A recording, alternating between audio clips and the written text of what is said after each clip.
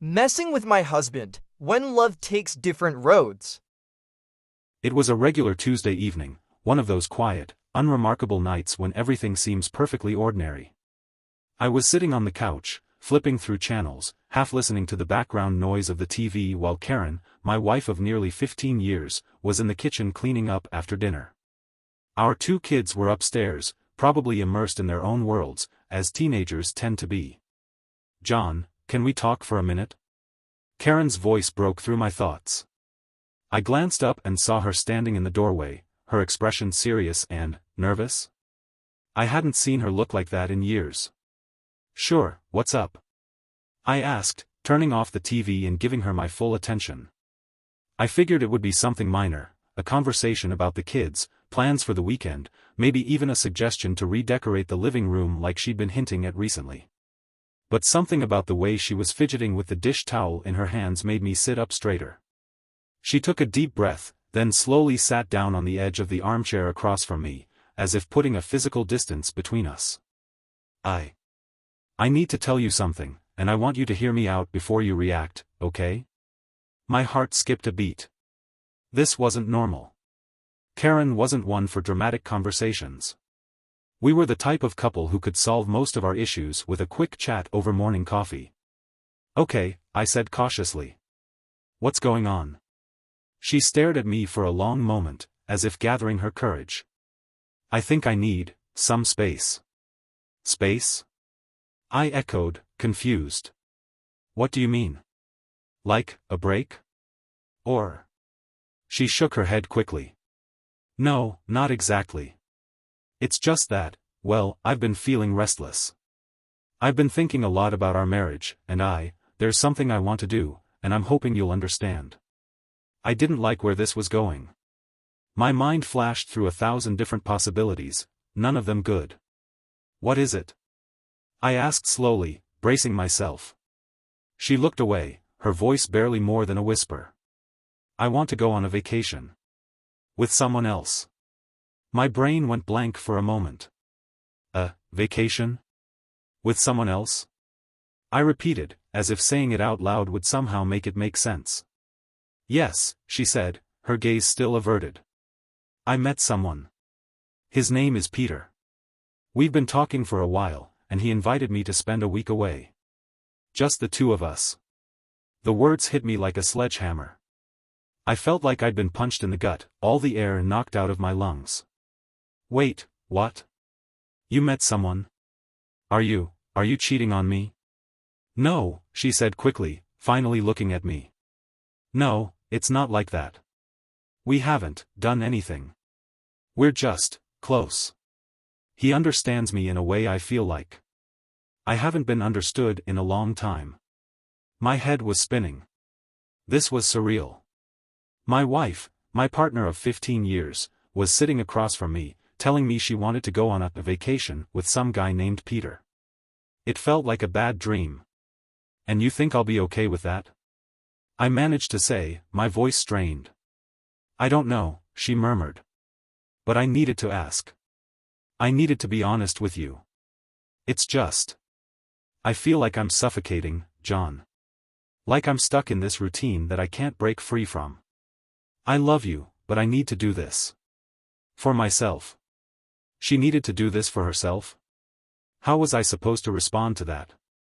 I wanted to yell, to demand answers, to shout that this was insane. But I just sat there, staring at her, trying to wrap my head around what she was saying. Is this some kind of midlife crisis? I finally asked, my voice trembling. "Are you saying you're unhappy with me? With us?"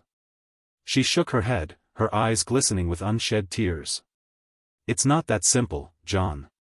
It's not about you. It's about me. I've been a wife, a mother, a partner, but I haven't been me in so long. I need to find myself again." "So you want to find yourself by going on vacation with another man?" I said bitterly. "That's your solution?" She winced. "I know it sounds selfish. I know it's not fair to you. But I'm asking you to trust me. This isn't about running away. It's about figuring out what I want. What we want.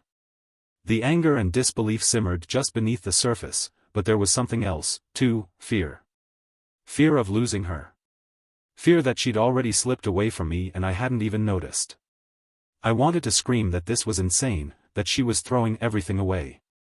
But something held me back. What if she really needed this? What if forcing her to stay would only make things worse? "What do you want me to say, Karen?" I whispered, feeling more lost than I'd ever felt in my life. She reached out and took my hand, her touch warm but hesitant. "I want you to let me go. Just for a week. Just to see if there's more out there. If I can figure out what's been missing." "And what if you find it?" I asked, my throat tight. "What if you decide you don't want to come back?" A tear slipped down her cheek, and she quickly wiped it away. "Then we'll deal with it. Together." Silence fell between us, thick and suffocating. I looked into her eyes, eyes that I'd loved for so many years, eyes that I thought I knew so well, and realized that I didn't know her at all. Not anymore. "Okay," I said finally, the word tasting bitter on my tongue. "Go. Take your vacation. Find yourself." She blinked, clearly not expecting me to agree so easily. "Are you sure?" "No," I said truthfully. "But if this is what you need, then do it. I just hope you know what you're risking." She nodded slowly, squeezing my hand. "Thank you, John. I promise. I'll come back." I didn't say anything as she got up and left the room. I just sat there, staring at the empty space she'd left behind, wondering if I'd made the biggest mistake of my life by letting her go. When she returned home, bags in hand and smile fading quickly, the empty house echoed her steps like an accusation. The lights were off, the blinds drawn. The space that once felt like their shared sanctuary now seemed foreign and unfamiliar. She called his name softly, almost hesitantly. No answer. Her eyes fell on the envelope placed carefully on the kitchen counter. It wasn't a dramatic gesture, no flowers, no final plea for reconciliation. Just his neat, steady handwriting on the front that read, "For you." With trembling hands, she tore it open and unfolded the single sheet of paper inside. His words were short, but every sentence felt like a knife carving through her chest. "You made your choice, and I've made mine. I won't stand in the way of what you want, but I also can't be the man who waits for you to find your way back. I hope you find what you're looking for, but you won't find me here anymore." A sob escaped her throat before she could stop it.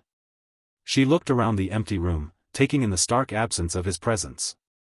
His clothes were gone from the closet, his books missing from the shelves. Even his favorite coffee mug was no longer on the kitchen rack. Her fingers tightened around the letter, a sense of loss washing over her that she hadn't anticipated. She had expected him to be here, angry, resentful, or perhaps even desperate for an explanation. But instead, he'd done something she wasn't prepared for, he'd accepted her decision and moved on. As she wandered through the house, the realization of what she'd done settled in like a bitter weight in her stomach. She'd taken a vacation, thinking she could press pause on their life and come back to everything as it was. But now she understood, there was no pause button in real life. While she'd been away, enjoying her newfound sense of freedom, he'd been making choices of his own. Choices that didn't include her. She wandered into the bedroom and noticed something odd. One of the closet doors was ajar. Inside, she found a single box left behind, taped shut but with her name written across the top in his familiar scrawl. Swallowing hard, she pulled it out and sat on the bed they once shared. Slowly, she opened it, and a wave of nostalgia hit her. Inside were things she hadn't thought about in years, movie ticket stubs from their first date, photos of them at the beach, old love letters they'd exchanged when they were just young and naive, thinking love was all they needed. There was even a worn-out postcard she'd sent him from her hometown years ago, where she'd written, "I miss you already," after just a few days apart. Her fingers traced the edges of the memories, tears blurring her vision. He'd left her with these tokens of their past, as if to say, "This is all that's left between us now." But there was something else in the box, a key. Her breath caught as she recognized it. It was the key to the small cottage by the lake where they used to go for weekend getaways. It had been their retreat, a place filled with laughter, warmth, and dreams of a future together. Was he there now? Without thinking, she grabbed the car keys and sped toward the cottage, her mind racing faster than the car. She didn't know what she'd say if she found him there. She didn't even know what she wanted. All she knew was that she had to see him. To explain. To, what? Apologize? Beg? She wasn't sure. But she had to try. The drive felt like a blur, her heart pounding in her chest as she turned onto the familiar dirt road that led to the cottage. It was dark by the time she arrived, the night air cool and still. She saw his car parked outside, and relief washed over her. He hadn't left completely. Not yet. She stepped out and approached the front door, the key he'd left in her hand. Slowly, she unlocked the door and pushed it open. Inside, the cottage was dimly lit. The smell of pine and the faint sound of soft music playing in the background made her stomach twist with longing and regret. She took a few steps forward, and then she saw him, sitting on the old leather couch they'd bought together all those years ago, staring blankly at the fireplace. "John," she whispered. He looked up, his expression unreadable. He didn't say anything, just watched her with those calm, steady eyes that had always made her feel safe. But now, there was a wall between them, a chasm she wasn't sure she could ever cross.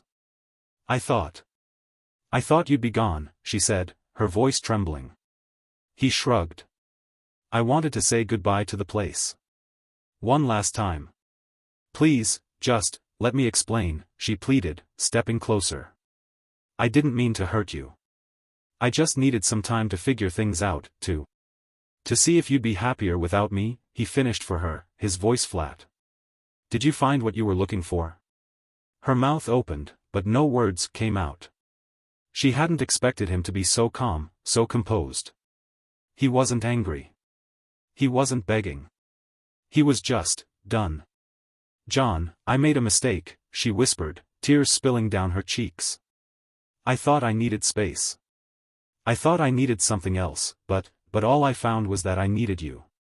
He sighed, running a hand through his hair. "That's the thing, Karen. You didn't need me when you made the choice to leave. You chose to be with someone else. You chose to see if there was something better out there." "I was confused," she cried. "I didn't know what I wanted. I was just trying to figure it out," he said quietly. "Yeah, I get it. But you didn't give me a chance, Karen. You didn't give us a chance. You just left." Silence stretched between them, heavy and suffocating. The crackling of the fire was the only sound in the room. She wanted to reach out, to take his hand, but she knew it wouldn't change anything. "What now?" she whispered, barely able to get the words out. He looked at her for a long moment, then stood up. "Now, you go home, Karen. You find out what you really want. And if it's still me, you can come back and tell me. But don't expect me to be waiting." Her heart clenched painfully. "What do you mean?" "I mean, I'm not going to put my life on hold anymore. I'm not going to keep living in limbo, wondering if you're going to come back or if you're going to take another vacation with someone else." Tears streamed down her face. "Please, John, I love you. I want to fix this." He gave her a sad smile. "Love isn't just words, Karen. It's actions. And your actions, well, they spoke loud and clear." He picked up his jacket and walked toward the door. "Goodbye, Karen." And with that, he left. Left her standing alone in the place where they'd built so many happy memories, the silence of the empty cottage echoing her broken sobs. Karen returned home that night, feeling more lost than ever.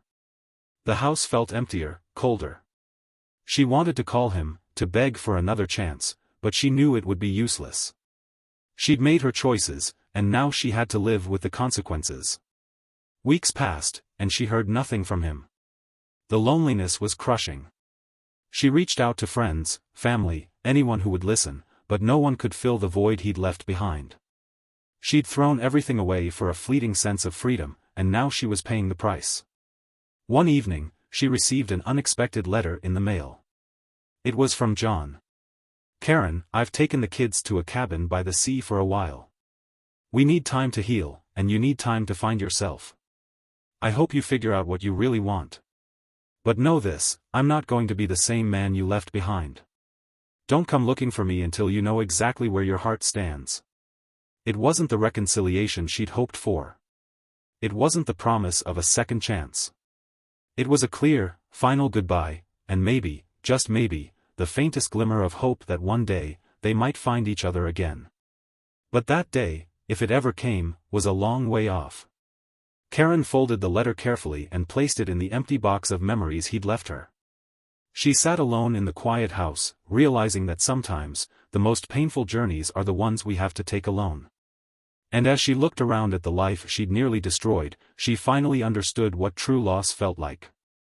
But it was too late. Months turned into seasons. Winter came and went, leaving a trail of snow-covered days filled with emptiness and regret.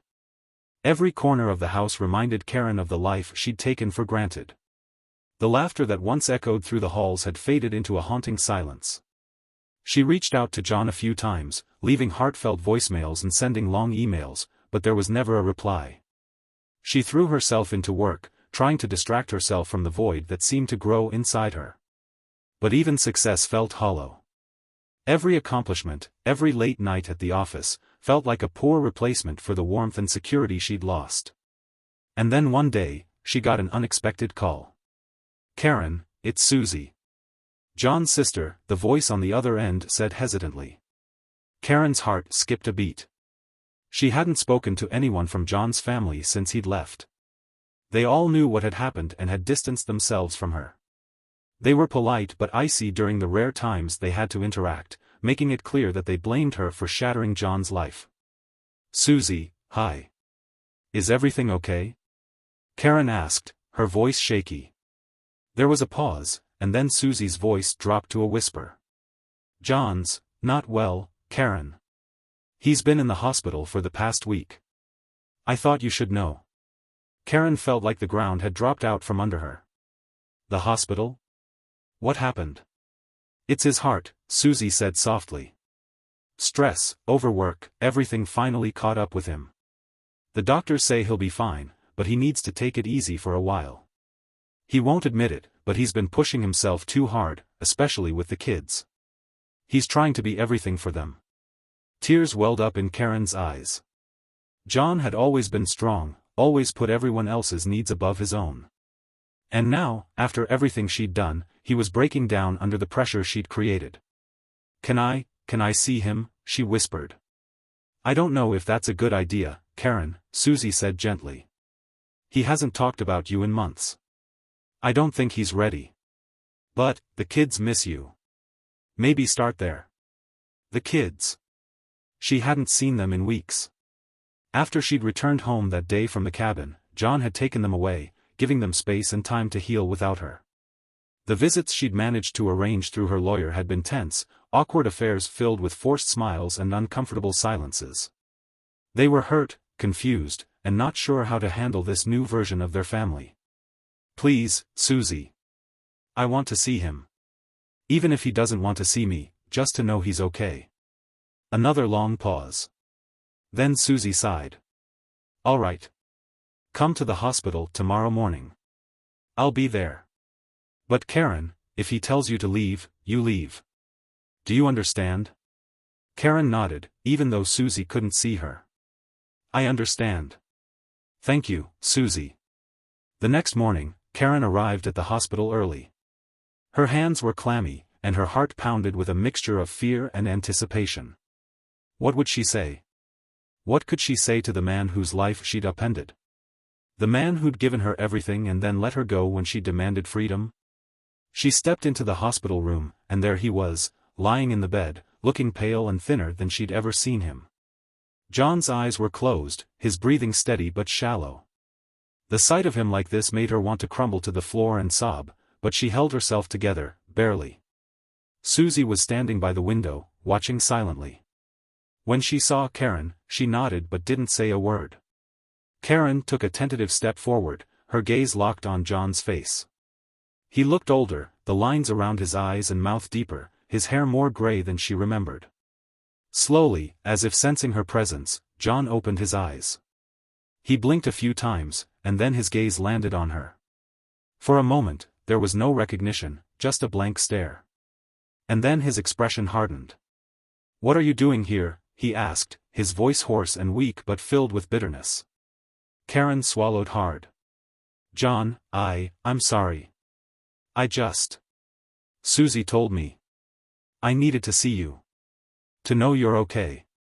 He let out a dry, humorless laugh that turned into a cough. "I'm fine, Karen.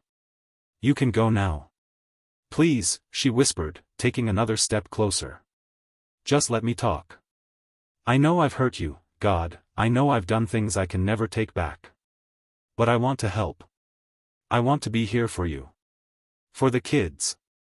Let me make it right." John looked at her, his eyes cold and distant. "Make it right? How, Karen? How do you make this right? By playing the concerned ex-wife now? By showing up to fix the mess you left behind? You made your choice. You chose to leave us." "I thought I was doing the right thing," she murmured, her voice trembling. "I thought I was giving us both a chance to figure out what we really wanted. But I was wrong. I was so wrong." He shook his head, a look of exhaustion and resignation crossing his face. "You don't get it, do you? It's not about what you thought. It's about what you did. You left. You abandoned me. Abandoned the kids. And now, after months of silence, you think you can just waltz back in and pick up the pieces?" Tears streamed down her cheeks. "No, I know I can't. I can't stand the thought of you suffering because of me. I'm sorry, John. I'm so sorry." Silence fell between them, thick and heavy.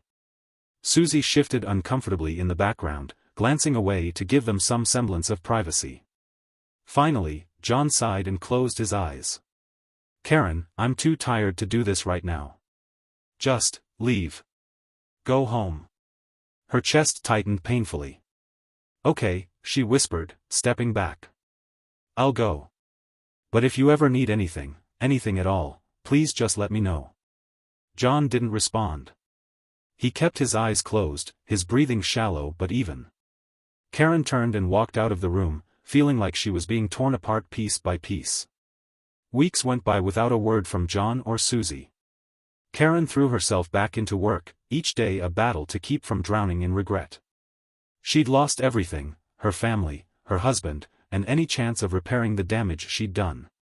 Then, one afternoon, her phone buzzed with a text message. She picked it up and stared in disbelief at the screen. "Karen, it's John. I need your help. Can we meet?" Her heart leapt into her throat. She read the message over and over, wondering if it was real. Why would John want to see her? What had changed? Her fingers shook as she typed back a response. "Yes. Anywhere, anytime. Just tell me where." A few minutes later, the reply came. "The cottage. Tomorrow at 5 p.m. She stared at the message, her mind racing. The cottage, the place where it had all begun. The place where she destroyed their life together. What did he want to say to her there? The next day, she drove to the cottage, her hands gripping the steering wheel so tightly her knuckles turned white. When she arrived, she saw John standing outside, leaning against his car. He looked stronger than before, more himself. "John," she said softly as she stepped out, feeling a rush of emotions she couldn't even begin to name. He nodded, his face serious. "Karen, I need to tell you something. I've been thinking a lot these past few weeks. About us, about the kids, about everything." She held her breath, waiting. "I'm ready to forgive," he said slowly. "But not forget. And not to go back to what we had. It's over for us, Karen. But there's something else." "What?" she asked, her voice barely a whisper. He reached into his jacket and pulled out a small piece of paper, handing it to her. She unfolded it and read the words. It was all a test. "What does that mean?" she asked, looking up at him with confusion. "It means that I knew, Karen. I knew about your doubts. I knew you were thinking about leaving. So I set it up. The vacation, the money, the so-called other man. I created a situation where you had to choose, to leave or to stay. Her world started to spin. What? You did this? I needed to know if you really wanted to be with me. Or if you were looking for a way out. And you chose, he said softly. You chose to walk away. To take the vacation.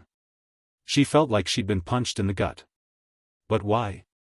Why would you put us through all of this? Because I couldn't live with not knowing, he said, his voice breaking. And now I do.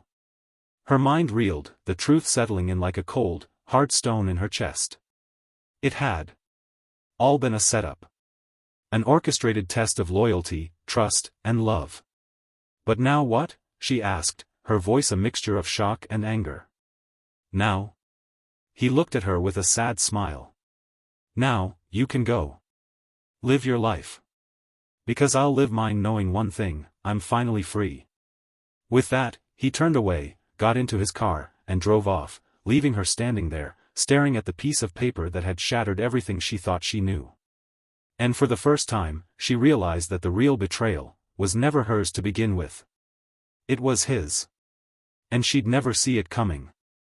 Karen stood in the driveway of the cottage, the paper crumpling in her clenched fist, her world spinning around her. How could he have done this? It was a test. He'd orchestrated everything, the lies, the money, the illusion of her freedom, all to see if she'd choose him.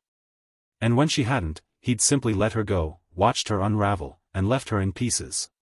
The betrayal she felt now was like a blade slicing through her heart. It was worse than anything she'd done to him.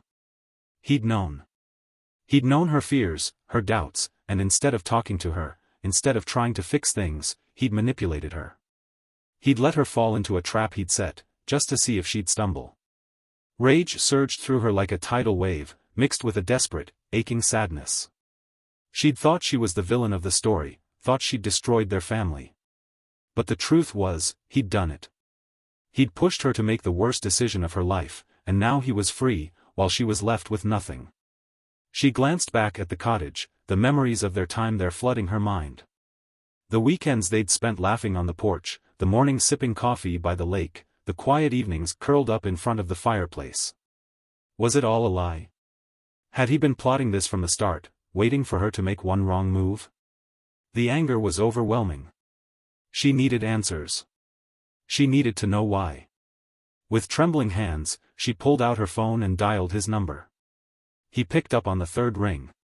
"John," she said, her voice tight with fury, "how could you? How could you do this to us?" There was a long pause on the other end. Then, in a calm voice, he replied, "Karen, you made your choice. I just gave you the chance to see it through." "See it through?" she spat. "You manipulated me. You set me up. What kind of person does that?" "The kind of person who's been lied to, cheated on, and left to wonder if he's ever going to be enough," John said quietly. "You don't get to play the victim here, Karen. I gave you a choice, and you made it." Her breath caught in her throat. "But I didn't know." "Exactly," he interrupted, his voice hardening. "You didn't know. And now you do. You chose to walk away, to take that vacation and explore your freedom. But you know what? I did, too. I took a vacation from us, from the lies, from pretending everything was okay. And I found my answer. We were both unhappy. We were both broken. But I wasn't going to wait around for you to decide whether I was good enough for you." Tears of anger and betrayal welled up in her eyes. "You could have talked to me. You could have told me how you felt instead of playing these sick games." "And what would that have changed?" he asked softly. "Would you have stayed out of love, or guilt? Would you have stayed because you really wanted to be with me, or because you didn't want to feel like the bad guy?" "No, Karen. I needed to see if you'd come back to me on your own. Without strings. Without lies. And now," she whispered, her voice breaking. "What now?" "Now I know," he said simply. "And now I can move on." Before she could respond, he hung up, leaving her standing alone, the phone buzzing in her hand like a cruel reminder of how far they'd fallen. Days turned into weeks, and Karen found herself trapped in a spiral of confusion and pain. She wanted to hate him, to despise him for what he'd done, but the truth was, she couldn't. There was too much love still buried beneath the anger, too many memories that refused to be tainted by the truth. And then, out of the blue, she received a letter. It was delivered by hand, no return address, just her name written in neat, precise letters. Heart racing, she tore it open and began to read. Karen. There's something you need to know. It wasn't just me behind everything. There was someone else pulling the strings. Someone who wanted to see us both fall apart. I found out too late. But now it's your turn to know the full story. Meet me at the cottage. Come alone. J*****. Her hands shook as she read and reread the letter. What did he mean, someone else? Who could possibly want to tear them apart? It didn't make sense. Unless... Tom. A chill ran down her spine. Could it have been Tom all along? Could he have manipulated both of them, feeding John's insecurities, pushing her doubts until they'd imploded? But why? She drove to the cottage that night, the darkness swallowing the road ahead. When she pulled up, she saw John's car parked outside. He was standing on the porch, waiting for her, his silhouette framed against the dim glow of the porch light. She stepped out, her heart pounding with a mixture of fear and hope. John, what is this about? She asked, her voice trembling. He didn't say anything at first, just held out a small envelope. Read this. It'll explain everything. She took it, her fingers brushing against his, and quickly opened it. The contents made her blood run cold. It was a letter. From Tom. Addressed to John. John. You think you're so clever, don't you? Trying to test Karen, trying to see if she'd stay or leave. But I've been watching both of you for years. Feeding your insecurities, planting the idea that Karen would leave. And it worked, didn't it? She took the bait. But now you're stuck with the fallout. Because you see, it was never about her choosing you or not. It was about you destroying yourself, your family. And I'm the one who won in the end.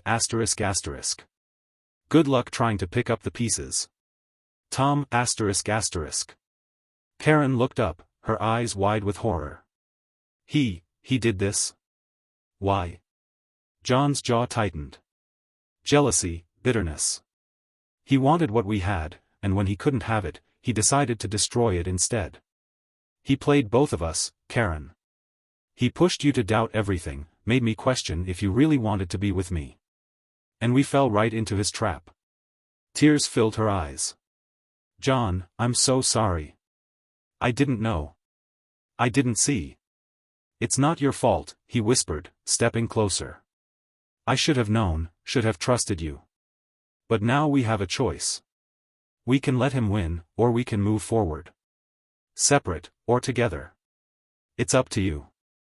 Her heart ached with a painful mixture of love and regret. I want to fix this, John. I want to try. I know it's not going to be easy, and I know I don't deserve a second chance, but He held up a hand, stopping her. Don't say it unless you mean it, Karen. I'm not the same man I was before. You're not the same woman. If we're going to rebuild this, it's going to be from scratch. No lies. No games. She nodded, swallowing hard. I mean it. I'll do whatever it takes. A long silence stretched between them, and then, finally, John nodded. All right. But we're doing it on my terms. I'm not promising anything. Just a chance. She took a deep breath and stepped closer, reaching out to take his hand. He didn't pull away. Then that's all I need, she whispered. They stood there, the weight of everything that had happened pressing down on them, but for the first time in months, there was a sliver of hope. A fragile, uncertain hope. One that Tom would never destroy. Months later, as they began to piece their lives back together, John and Karen found themselves stronger than before. They built trust slowly, carefully, learning to communicate, to share the parts of themselves they'd hidden away for so long. Tom, meanwhile, faced his own downfall. His manipulation and lies caught up with him. He lost his job, his reputation tarnished beyond repair. It was a small comfort, but Karen and John knew that true healing wasn't about revenge. It was about finding themselves again, finding each other. Their journey wasn't perfect, and there were setbacks along the way. But they took it one day at a time, focusing on what really mattered, the love they'd nearly lost. And this time, they knew that no one, no manipulative friend, no whisper of doubt, would come between them again. Part 12, The Unraveling of Secrets. Despite their best efforts to rebuild, the shadow of Tom's manipulations loomed over them. Karen and John took small steps forward, repairing the damage, but the scars were still fresh. The kids were wary, unsure if their parents' reconciliation would last or if it was just another temporary truce. Everyone was on edge, trying to return to some semblance of normalcy. But as they continued to sift through the wreckage of their marriage, another mystery began to emerge, one that neither of them could ignore. One evening, as Karen was going through some of her old files, she stumbled upon an email account she hadn't used in years. It was linked to a project she and John had once worked on together, a business venture that they'd eventually abandoned. Curious, she logged in, expecting to see nothing more than a few old work emails. But instead, she found a series of messages she hadn't written or received, all dated back to a few years ago.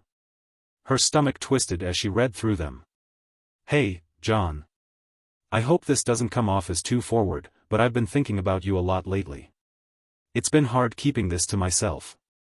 I know it's wrong, but I can't help how I feel."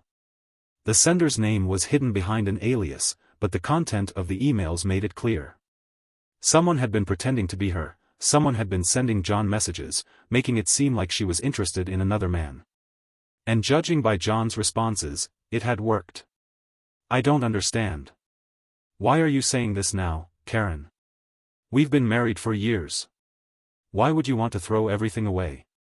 Her heart pounded as she read on, seeing how John's replies became colder, more distant, each message pushing him further away from her. By the end of the exchange, it was obvious, these fake messages had planted the seeds of doubt and distrust that had led to everything unraveling. Karen felt sick. This wasn't just Tom's doing. Someone else had been involved. Someone who had access to their emails, who knew just how to twist the knife. She ran downstairs, clutching her phone, where she'd saved screenshots of the emails. John was in the living room, reading a book, but he looked up, startled, when she burst into the room. "John, you need to see this," she said breathlessly, thrusting the phone at him. He frowned, taking the phone from her. As he scrolled through the screenshots, his expression shifted from confusion to shock, and finally to anger. These aren't from you?" he asked, his voice tight. She shook her head. "No, I've never seen them before. Someone was pretending to be me, sending you these messages to make it look like I was. Like you were cheating," he finished, his voice barely above a whisper. He set the phone down, his hands shaking. "But who would do this? Who would have access to your account?" The realization hit them both at the same time. There was only one person who had been close enough to know their personal details, who had the technical knowledge to pull this off. "Tom," Karen whispered, her face pale. It was him all along. The discovery reignited a fire inside them both. This wasn't just about an affair or broken trust anymore, this was about uncovering the full truth and holding the real perpetrator accountable. John and Karen contacted Dave, the private investigator, once more. They showed him the emails, laid out everything they'd discovered. Dave's face hardened as he took in the information. "Looks like we've got ourselves a full-blown sabotage scheme," he said grimly. "Tom's not just a manipulator, he's a full-on sociopath. He's been playing both of you for years, setting you up to tear each other apart. And I think I know how we can finally get him." Dave's plan was simple, yet risky. They would confront Tom together, record the conversation, get him to admit to everything. It was dangerous, but they didn't have many options left. If they went to the authorities without solid proof, it would be their word against his, and Tom had already proven himself to be a master at covering his tracks. The next day, they set the trap. Karen called Tom and asked him to meet her at a nearby cafe. She said she needed to talk, said she wanted to discuss her future plans, now that things with John had changed. Tom, ever the opportunist, agreed immediately. When he arrived, Karen was already seated at a corner table, her phone discreetly recording everything. John and Dave were nearby, hidden in a parked car, listening to the live feed through an earpiece. Tom walked in, flashing his charming smile, the same one that had fooled them both for so long. He sat down across from Karen, his eyes sparkling with anticipation. "So, what's this about?" he asked casually, leaning back in his chair. "Decided you've had enough of John, after all?" Karen forced a tight smile, pushing down the revulsion she felt. "Actually, Tom, I wanted to ask you something. All those emails you sent John, pretending to be me. Why did you do it?" Tom's smile faltered for a split second, but then he chuckled. "What are you talking about, Karen? I have no idea what you mean." "Don't play dumb," she said, her voice firm. "I know it was you. You made him believe I was cheating, that I didn't love him anymore. You pushed us apart, Tom. But why? What did you get out of it?" Tom's gaze turned calculating, and for the first time, Karen saw the mask slip. There was no warmth, no charm, just cold, hard cruelty. "What did I get out of it?" he murmured, leaning forward. "I got to see the perfect couple fall apart. I got to see the man who always had everything, loving wife, happy family, crumble to pieces.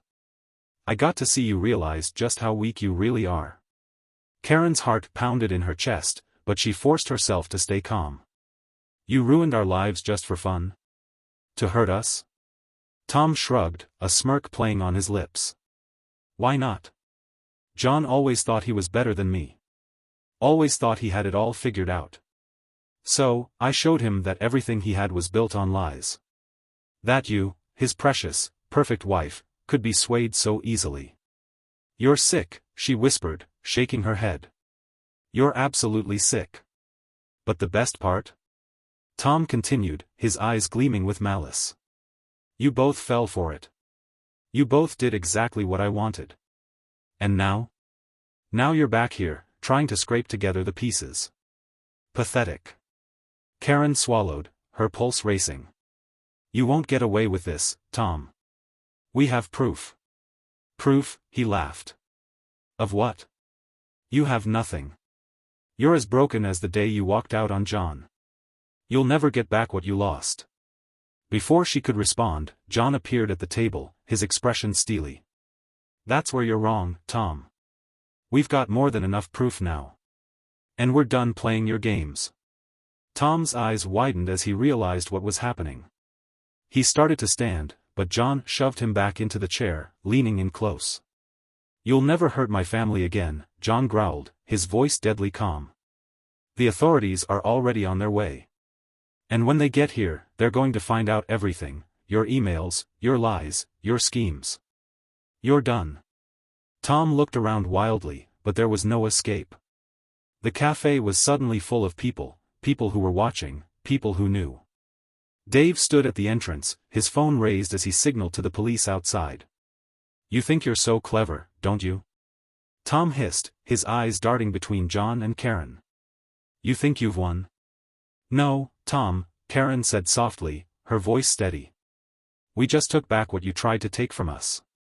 You don't get to control us anymore." The police stormed in, and within minutes, Tom was in handcuffs, his face twisted with rage and disbelief. As they led him away, he shot one last look at John and Karen, his eyes burning with hatred.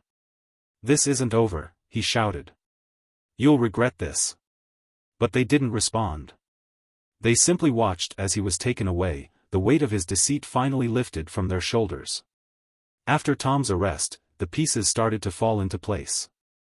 The authorities uncovered more evidence of his manipulation, his financial schemes, and his attempts to destroy Karen and John's lives. He was facing years in prison. With Tom gone, John and Karen finally had the space to truly heal. They went through counseling together, and though it was painful, it was also cathartic. For the first time in a long while, they were honest, brutally, painfully honest. About their fears, their mistakes, and their hopes for the future.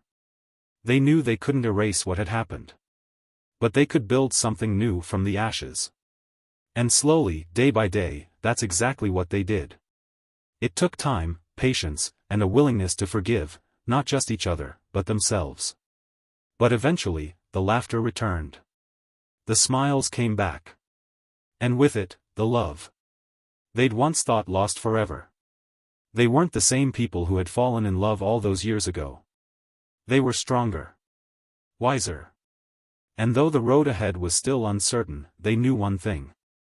They'd face it together. Because in the end, love wasn't about being perfect. It was about choosing each other, over and over again. No matter what.